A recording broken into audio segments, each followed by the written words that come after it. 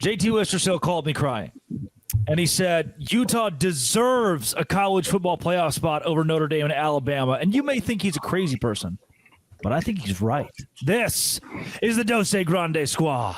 You're talking ball with the Big 12 squad. From Oklahoma State to Utah, from Kansas State to BYU, from Houston to Texas Tech, it's the local experts of the Locked On Podcast Network bringing you scoops, breakdowns, and the most comprehensive preview of the upcoming Big 12 weekend. Buckle up. It's the Big 12 squad, and we have a seat for you. No hurt feelings and thin skin allowed. Squad up. You're part of the Big 12 squad. Kapow! Happy Thursday night, everybody. Welcome to the Big 12 squad. That is Jeff Carr of Locked On Bearcats, talking all things, well, what's left of Cincinnati. There's Kevin Borba of Locked On Buffs with Deion Sanders, still very squarely the head coach, fret not, and Nick Maravets of Locked On Cyclones. Good again? Question mark. There's JT Wistrcill of Locked On Utes. Has been good, just lost to two top 10 teams, and Cody Stovall of Locked On Oklahoma State has been bad. But if you ask Chris Kleiman, Stillwater's a very hard place to play. And Kansas State, similar to Tulsa, was lucky to get out of there with a win, right? It's very challenging to do. Fair. Of Locked On Big 12. If you hit subscribe, we get to keep our jobs. JT, let's start with you then. I'm not crying. I'm not crying. See, I'm good. You've dried it up. Proud of you. Your Wi-Fi seems great. Your microphone's working as well. We'll see how long that lasts. I mean, I'll let you speak on behalf. Honestly, so I said on my show earlier this week that it's kind of like Utah and BYU are almost holding hands in the situation where they are. Utah is the barometer. Like BYU can't drop past them. So as long as they stay up, then BYU is going to be that one tick above. But I just think that both teams are still undervalued, considering the two lost teams ahead of them haven't really beaten anybody. Oklahoma hasn't beaten anyone? They just beat Alabama. They beat Alabama. I'll probably give you Oklahoma. That's pretty good. You want to make the case against you want to help somebody else here? Well, let's go. Well, Notre Dame, I mean, yes, they have two losses, but they were two incredibly close losses to a really good team. They looked like they belonged on that field. You do have to reward someone for playing good competition. I don't have an issue with where Utah. I don't have an issue. I know, but they've also dominated teams, which is something like in this instance. They dominated nobody. Who? Notre Dame. Exactly. Notre Dame. Exactly. Notre Dame hasn't dominated anyone. Notre Dame hasn't dominated. They just dominated Pitt. Nobody, because they played no one. They played the Pitt coach said he wanted to lose by 100. BYU beat Colorado by 3. BYU went to overtime with Arizona. If they are among the top 10 teams in the country, they should be higher. Like, let's look at scoring margin. Do you know if Did you not just watch Texas A&M play? I did, but Texas A&M also has some good wins on the season too, and they're undefeated. When you're undefeated, you get that cushion. Hence why BYU was ranked higher when they were undefeated. You lose, you get penalized, and not just a loss too. They got blown out, Drake. It's also crazy that you said I was the one crying because I saw as soon as these committee rankings come out, you're the one talking about how Oregon is overrated. How is Oregon overrated? They're in the top 5 in scoring offense and top 10 in scoring offense and defense, top 5 in scoring margin. This is a really good Ducks team. BYU got blown out. Oregon has not gotten blown out all season long. I want the BYU Utah to Oregon lost by double digits at home against the top 5 10. BYU lost by double digits on the road. Don't do that. They lost by 10. They lost by 10 in a Once close it gets game double digits, I give up. After double digits. I stopped counting. That's all. BYU got. There you go. There you go. Oregon didn't look good in the Indiana game at home. Again, I think BYU plays Texas Tech at home. BYU's 3 turnovers away from at least being a 10-point loss, right? They didn't score until the fourth quarter. Yeah, and Utah scored 10 points too. Like I think I would agree that Texas Tech is head over heels better than anybody else in the Big 12. At the same time, I think Oregon's getting love for beating no one. Their best win is still Iowa. Northwestern. Iowa's unranked. Iowa's 5-4, 6-4. BYU has one ranked win. Iowa State beat Iowa. We're all beating Iowa. I know. I was. That's right, Drake. We're all beating Iowa. That was a healthy Iowa State team back then when they were good. Oh, my God. Are you also on the camp of that was them then, and this is them now? Well, Nick, was Iowa State not better when they were healthy? Yes. Is that breaking news? It doesn't matter. Iowa's always terrible. That's the point that matters. Hey, Parker. Hey. The good news is Iowa beat Xavier in basketball. We here in Cincinnati. Is it basketball season now, Jeff? Is that where we're at already? I need y'all to win this weekend. You're already talking about basketball. Jeez. Football got us to basketball. You're fine with where Utah and BYU are ranked and who they're ranked behind.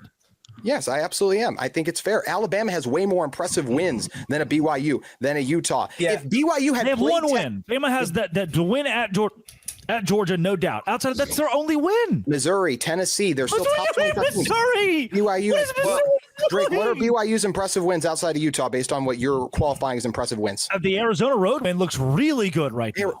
You're going to say the Arizona win looks good, but devalue the Tennessee game. They're one and the same. But one They're was not on the one and the road. same. Bama played Tennessee's a Tennessee really at good team. home. I think you're missing two things. But one, I think you're really missing is that once you go from a 4-team to a 12-team playoff, you're talking about like teams that have a shot to win it all, and all, like it's more about qualifying for the dance at this point. Because I don't mean to spoil this for anyone. There are never 12 teams that can win it all. Like that will always be. Team of the country won last year. That's 4 spots away from being 12. That's not 12, and that's what I'm saying. Is like it's never gonna be. So the goal is to get in the dance. And you have like a resume and like having one loss in a Power 4 conference is a resume. That it's about being good enough to get in that dance. It's not that there's ever 12 or 16. Notre Dame went to the national championship last year and lost to Northern Illinois. Mm-hmm. They had a bad loss. Doesn't mean they're not. They were the second best team in college football.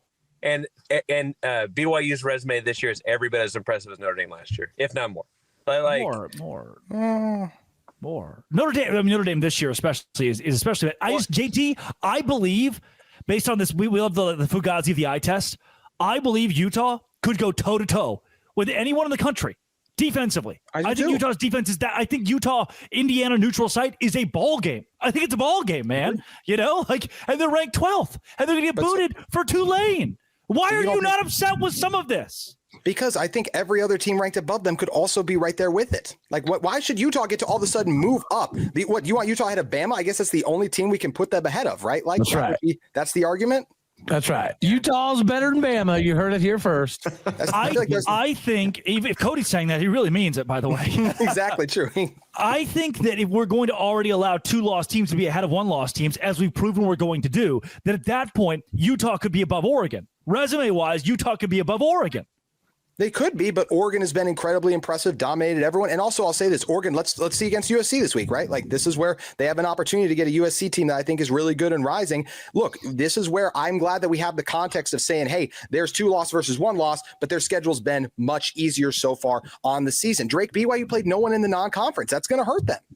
So what you're saying is the Big Ten schedule means that they deserve to be ahead of Utah. That makes sense. Well, in this instance, yes, it does. But the Big Ten schedule hasn't even been good. The Big Ten, JT, stop JT, Utah's road win against Cincinnati by 1 million points. They invented a new number of points to win by. That is leagues better than any win Oregon has. And Oregon played no one. Oregon played an easier non-conference than BYU. Sorry, Cody. I look back at that Iowa win. That's going into the Cyclones' house, getting a win there. That was incredibly impressive. Cyclones? Hawkeyes. Thank you. Yeah, there we go. It is a Cyclone State, though, right now. That is maybe the most disrespected I've ever been. I mean, you also have to think about the SEC is still going to play itself out, right? Like these teams still have to play one another.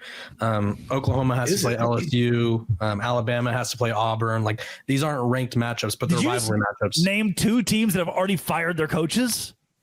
Have we not seen teams get frisky down the stretch in the rivalry week? Frisky? Hey, we got frisky on Saturday. Not frisky. No, we didn't have Rouge yet. We weren't Rouge yet ready, but we were frisky.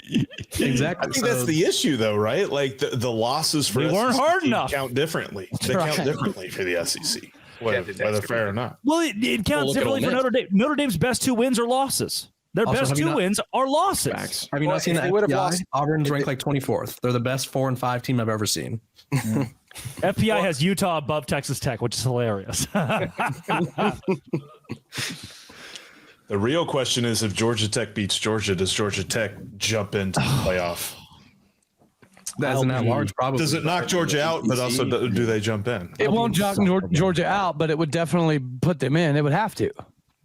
I don't know. Texas A&M has to play at Austin, so that's going to be a tough one. Like, although Texas has looked terrible against Georgia. Like, all these teams have at least one remaining matchup. Like, they play I mean, they're playing their local high schools this week, but next week is when it gets real. And so a lot of these teams are going to have their season dashed by a team with nothing to lose. Like that is the goal of Auburn, the goal of LSU, the goal of a lot of these schools is to ruin seasons. And we are getting to that point of the year. And not a lot of these schools have room for room, I guess. Yeah, if Oklahoma loses, you're going to see BYU and Utah jump them. That's a good conversation. I need to tell you about FanDuel as well.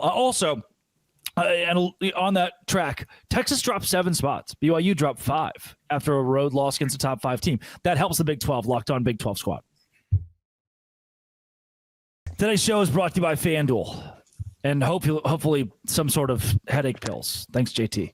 The NBA is back. There's no better place to get down on the action than FanDuel, the official sports betting partner of the NBA. Even if you miss the start of the game or want to ride the hot hand, FanDuel has live bets on everything from who will score next to fourth quarter comebacks. Plus, even combine your live bets in the same game parlays for a shot at a bigger payout. It keeps the game exciting, especially when your team's making that late push. Right now, FanDuel is giving new customers $300 in bonus bets when your first $5 bet wins. Head to FanDuel.com. Sign up, play your game. FanDuel, the official sports betting partner of the NBA, is FanDuel. Go to FanDuel.com and do it today. Love the point there about Georgia Tech. And even, if we see Texas beat A&M, right, do they jump ahead? I thought it was very valiant by the committee, who now has an SEC. Sorry, guys. On behalf of my athletic director, sorry, guys, that he can't behave outside of work at all and embarrass the Big 12. That's why I bet. Does he behave at work, too? Is that implied there? Is that true? Can't even dress correctly. It's kind of a trap. He basically assaulted a player for wearing the wrong undershirt. So where does he behave would probably be the better question. I don't think he behaves, actually, now that I think about it. I don't know if he ever has. So sorry about that. Sorry. They appointed an SEC athletic director to be the head of the board of the chair now. And I thought, BYU dropping 5 spots was a little violent, but not the worst thing in the world. Could have been much worse. In years past, maybe it would have been the way they lost to Texas Tech. I thought Texas dropping 7 spots to 17, beautiful for the Big 12. Pretty impressive. The committee put their foot down for a 3-loss team. Well, so it's like they actually viewed Texas from their merit as opposed to just them being a massive brand. Go figure that one. Yeah, I think they looked at, and I sort of feel like this is what's hurting BYU to tie this back to the first segment is they're looking at how bad they're losing, right? Yeah. Texas got blown out by Georgia. The game against Ohio State was close, but it wasn't necessarily close to the very end. And then against Florida, same thing. Like it wasn't a close game. So Texas has proven to be not as reliable as their brand would like to think they are. Yeah, and even the win against Oklahoma, right? That's a hurt Mateer. Like that's why I'm okay with Oklahoma moving up as far as they did. Is it's like they had a hurt quarterback, John Mateer, looking better, looking healthy, and they deserve to be rewarded for that win versus Texas. We look back, yeah, you got a good win against a Vandy, in my opinion, but like you guys said, like how you win and lose these games has to matter when we're measuring teams by narrow 1 to 2 loss margins. And I think it's good that Texas plummeted because it feels like this Arch Manning train can finally be put to a halt, at least for this season. They also almost dropped that Vanderbilt game, but I love that JT is always talking about backup quarterbacks. It's every week, man. I love it. You can't fault the team for a backup quarterback. Also, what happens to Texas A&M and Utah and BYU if Texas beats Texas A&M in that last week? Like that really has to throw Utah a and BYU. right? I think we're okay. Yeah. Okay. If that happens, just because I think today we proved that. Okay. Also, making his appearance in the second quarter after halftime, just like the TCU Horned Frogs, Darian Gray. Yeah, you kind of nailed that entrance. On brand, guys. Nicely done. Are we in fire the coach territory, Darian? Oh yeah, no, 100%. Oh, wow. Yeah. No, let's not sugarcoat it. Now, is TCU there? We'll see. But everybody else who is not. No, not just me. Literally everybody who isn't a decision maker is there. But we'll see what I think. Come on, I see Baylor here. I think we know about feeling like it's time to make a decision, and it just doesn't happen. No. It's been time for like 4 years. Don't trust me. I've been here. Darian did not get the same response from Drake that I got when I said that off air. Interesting. Houston would love to be Sonny Dykes' last game in Power 4 football. Houston would love that. Houston will win too. That's kind of a. Can I just say really quick, where would in the playoff picture, Parker? When's that happening? Houston's 23 right now, baby. 23.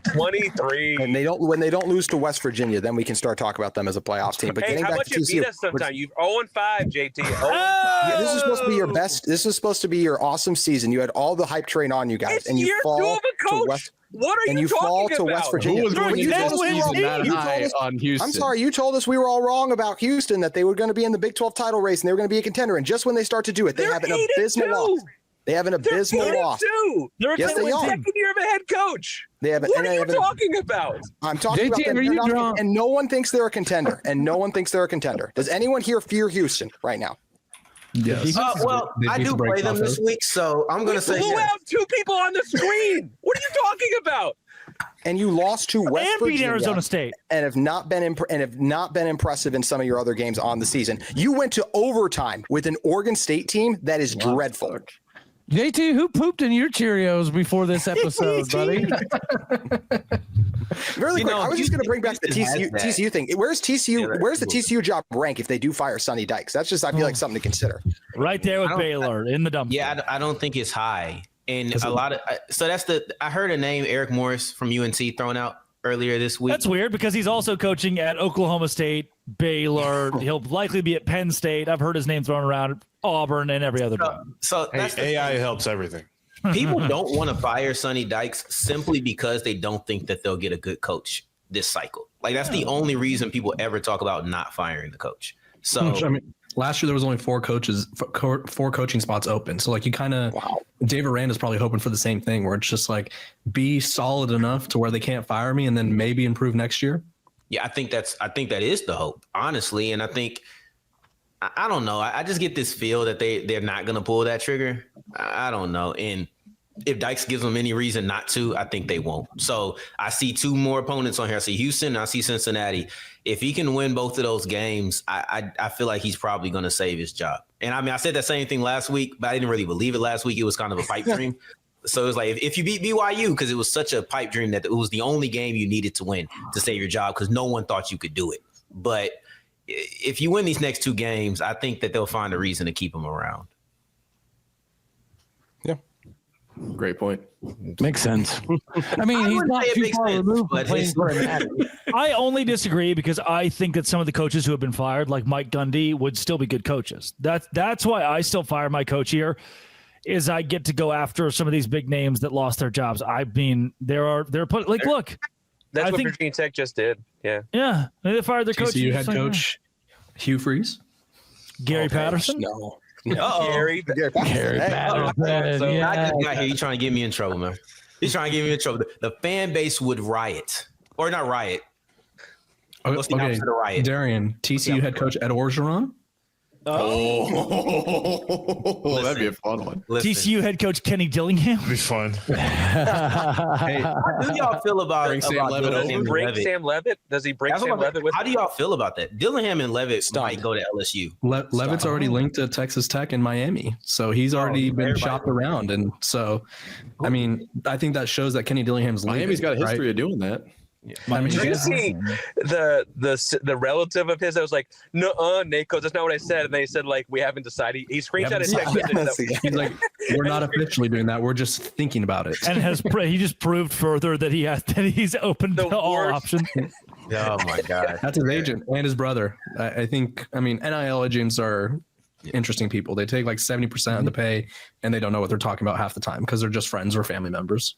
If Kenny Once they're Dillingham playing- really left, it would be crazy considering how emphatic he's talked about, like, I'm Arizona State. Okay, I'm a life this here. is- This is my dream This is job. my This would be an favorite part about college football coaching. Every coach is at their dream job but he's until different. another job He played comes. there. Like, He's different. I know, right? but like No every one's job different. has more money, more resources. Like he could really tap out at Arizona State. Like last year could have been the peak for Arizona State.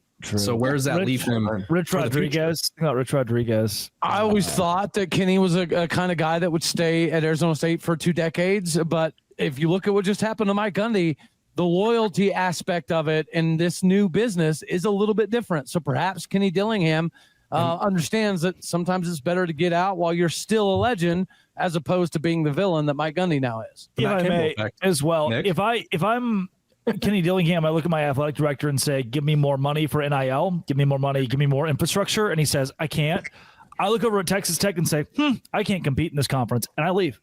I go to the SEC where they're going to dump money into your program. He also may have said you're either on your way out by succeeding too early. Like the Mike Gundy thing is very real here, because like what happens if he doesn't succeed at that level he did last year? Do they run him out of town because they're used to that one season? Well, and they run him out of town in a year where there aren't as good of jobs available, whereas right now you get Tech or Miami, like you mentioned. I think Miami's deal is like it's all crystal ball because they've got everything else set up. And so, like, I think that's a great gig, too. Not that I want to run Dillingham out of the conference, obviously, but, like, that's right there for him. No, I think Jeff was about to make a really good point there. Commercial break.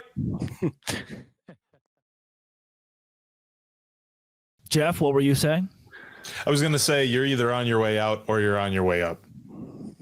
That was it. That was the whole damn thing. I just took a commercial break. Nailed it. I made them wait for that.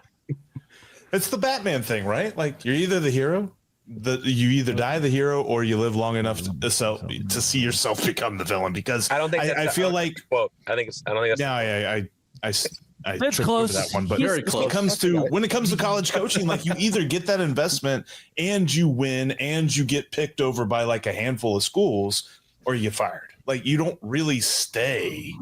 I would say Matt Campbell is the long-term hero. He's maybe one of only a few, but you got a few of them left. Well, by the way, and Witt and JT Craig, is Witt stayed long enough to be the villain because he's probably the next closest, right? Yeah. Yeah, in terms of that, I guess, yeah, that's fair too. Like JT, think about if Utah, they didn't, obviously, I'm just thinking, if Utah done what they did last year, went 5-7, Whittingham is fired the Gary Patterson style, and it's like, oh shoot, he's probably a statue coach, but also bad taste in mouth. Goodbye. Yeah, I don't know if they would have fired him. It's different. I feel like because of what he's guided them through. But you're right. I mean, Gary Patterson guided them through a lot and got canned. So we'll see. I can also just say really quick, Arizona State is ranked. That's the one thing that is funny is we're talking about they having a down year, and they're currently ranked, and they're without their starting quarterback. Like it is crazy what Kenny Dillingham still continues to do, there, and I think that's why he is a very attractive candidate. Right? Didn't Utah beat them 42-10? That's a ranked win, I think. Is that so? They're ranked. But it's not as good as Notre Dame, huh? Utah doesn't deserve to be above Notre Dame, huh? But JT was asking about ranked wins or something earlier, a resume, something. Anyway, someone. Okay, but to JT's point a little bit here, man, Houston really didn't have a rough Big 12 schedule. I'm a Houston stan. Yes. I picked them at 8-4 preseason. I was right that they were going to be insanely good. That was me. I mean, hand up. Hey, I know ball. But we said that in July, Drake. You and I both said, like. Part of the reason they're going to have a bunch of wins this year is because the schedule is fairly friendly, right? But it is also year 2 of a rebuild. They've got the highest ranked recruiting class in school history coming in. I mean, like it's all working upwards. But part of the reason was the schedule. They are at 8 wins. Like they're doing the thing too. You have to do it even if it's in front of you. Yes, they're winning games, but I thought you were talking about them accomplishing. You talked about Connor Wigman and the Heisman race and all these things too. That's also just what I'm saying. Hey man, dude's a homer. I love it. We had 7 home games and we can't win flipping fracking nothing. You win the battle of the fans. Yeah, exactly. You started the trend. Yeah. Yes. Yeah, Houston's a weird team. I think Houston is a weird team in the sense that like they win games, like JT said. But it's kind of like BYU, except they don't just keep winning. They lose to West Virginia, right? Like where we talk about BYU having close wins, but they just find a way to grit it out. I feel like I've seen Houston do that quite a bit. Houston is a talented team. Like I think they're talented. I think that JT and Parker are having 2 kind of different conversations where Parker is saying, look at where we are and look at how we're ascending. True. But then JT saying, are you a contender right now? Yes or no? Or are you a force in the Big 12? Yes or no? So it feels like 2 different conversations, really. That's valid. I totally agree with that. Darian makes a wonderful point. Way too level-headed for the squad show, Darian. Oh, sorry. Yeah, what are you doing? Get out of here with all that logic. So crap. We were a second or 2 away from doomsday scenario. Sorry, Parker, of Houston being 9-1 right now. What would we do with that? Well, actually, don't talk yet. Sorry. I realize what we're gonna do with that. You know how great it would have been if 11-1 Houston and 11-1 Texas Tech went to the Big 12 championship and BYU and Utah backdoored their way to the college football playoff because they didn't have to play in Arlington. That actually would have been really good, like lead block from the left guard, like pulling left guard. Here comes Houston getting eaten by Texas Tech, and BYU and Utah just slip in at number 9 and 10. That's rich right there. Can we talk about something really quick? I thought was actually very concerning for the Big 12 tonight. Did you guys notice how the new CFP chair answered the question about how teams will be viewed who play in a conference championship game? He gave a crap answer. Like, he basically said nothing, but he absolutely in his answer basically implied, like, yes, a conference, you can get a negative strike on your resume even if you make a conference championship game, which is a concern for a Big 12 because it doesn't mean 11-1 BYU. If they were to lose, get blown out again, they would be taken out of this. Or if Utah gets in there and they get blown out or something, like, but any teams, it's just not this is where it hurts. Like, I don't feel like the Big 12 is in a great position to get two teams in right now because I think Tech is going to win the Big 12 title and someone's going to get another loss, and that won't be good. 100%. They set the precedent. I do think that the committee does value the Big 12 more so than in the years previously. I don't know that it's going to hold up, but as it sits now, I would say that the committee seems to be giving the Big 12 at least enough of an ability to get two teams in. So we'll see if it holds. Parker, I don't think it happens. I gave Parker an opportunity to speak, and then I cut him off. I'm sorry, Parker. No, we were talking about a West Virginia loss earlier, and I was going to point out that context people forget is that, like, they had lost a fairly influential coach to cancer that week and played 11 a.m. the day after Thanksgiving. But that always gets lost in the context of that West Virginia game. But Thanksgiving? After Halloween. Sorry, I haven't slept in a long time, but I'm here. Teaching and coaching, baby. Darian, you don't think the Big 12 can get to it? I don't think I think they can, but I don't think it happens. Like, I wonder, because mind you, like I said, showed up late, second quarter. Yay. I missed the beginning of what you guys had to say, but I feel like I feel like Oklahoma winning was like the worst thing for the Big 12. It was terrible. So now you're looking at an Oklahoma that plays LSU and Missouri, if I'm not mistaken. Yes, LSU and Missouri, I think. Yes. If Oklahoma gets in, you start going through the numbers.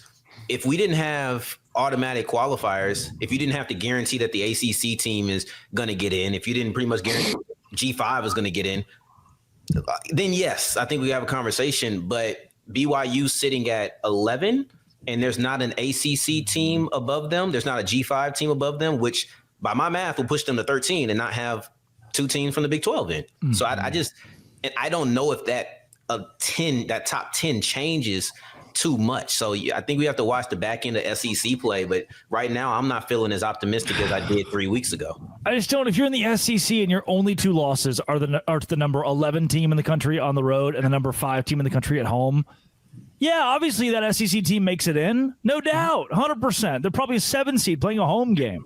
But in the Big 12, woe is you. Tulane's in and you're not. Jake Retzlaff is a playoff quarterback, and Bear Bachmeier and Devin Dampier are not. Yeah, I think it's the G5. Like, the automatic qualifiers is what's going to kill.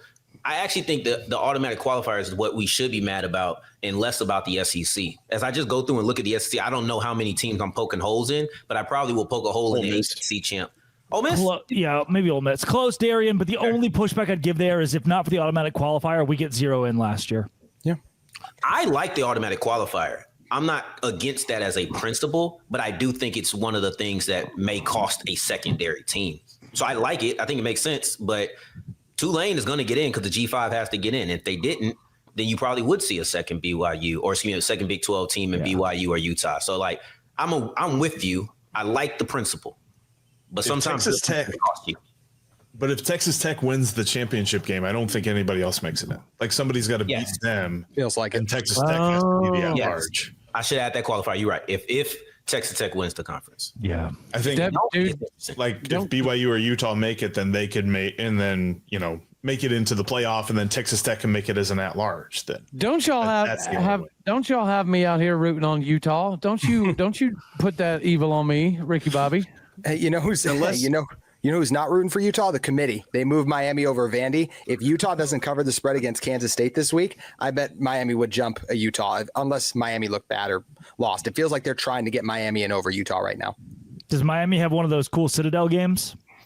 I don't think so, actually. They actually play Pitt. Well, first of all, I could rant so long on Pitt and Pat Narduzzi last week going into last week's game, the attitude that he had leading into that, because that's another one. If Pitt could have somehow beat Notre Dame, that would have been good for the Big 12 too. But Miami's got a couple of games down the stretch. None are amazing. And, Miami isn't even going to get into the ACC title game more than likely. So it sucks that could be another at-large team with a chance to jump at Utah. And it feels like they're getting in for big brand because they have bad losses versus Utah only has good losses.